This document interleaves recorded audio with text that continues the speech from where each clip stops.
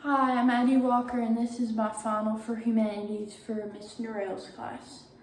This summer, I learned many new and interesting things, such as theories, Greek life, art, and philosophy.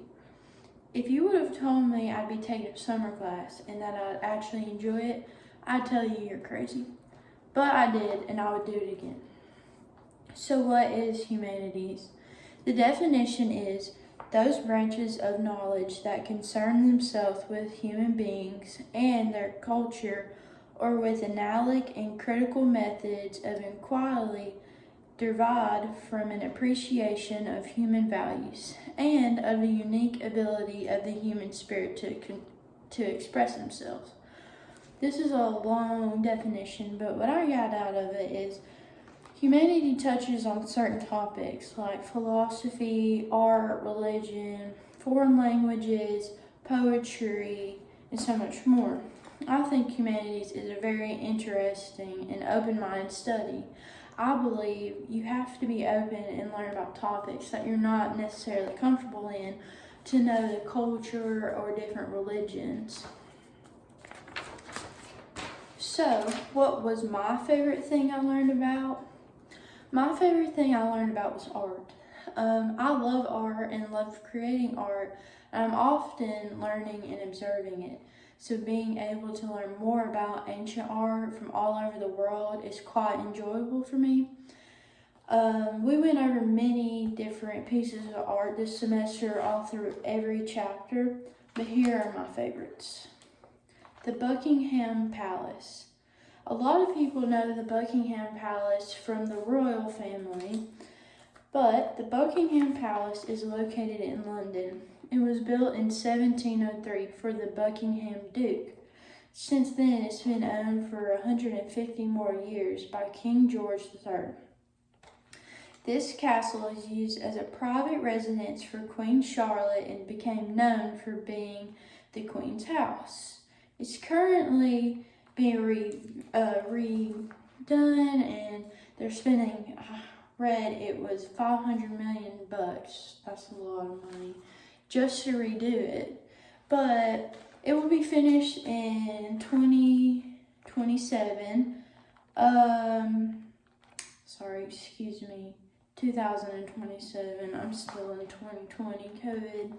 But this is not only a castle, but it's a work of art, and it's truly gorgeous, and I would love to go to London and see it. So I actually made my own little painting. This is my painting. This is how my castle would look like. It's pink and purple, and I don't know, just added little swirls. And this is what it actually looks like. It's got a bunch of flowers in the front, and I read that you can actually go and drink tea, and it's not that expensive to get in. It's just $1.25 where you book it. My next favorite piece of art is the royal tombs in China. I learned about this in art appreciation as well as I did in humanities. So, the royal tombs are one of the first massive grave sites known in China. The tombs were made for the first Southerner Emperor Shunabahadi of the Qin dynasty. In order to prepare for his death, he had China construct 20 square miles of 8,000 lifelike soldiers to surround him so he'd be protected even after his death into his afterlife. Currently, you cannot go visit this form of art, but you can see artifacts in the museums nearby. Once again, I painted another one, and this is just the emperor. It could be better, but just a little painting. It's blue, and it has dark blue.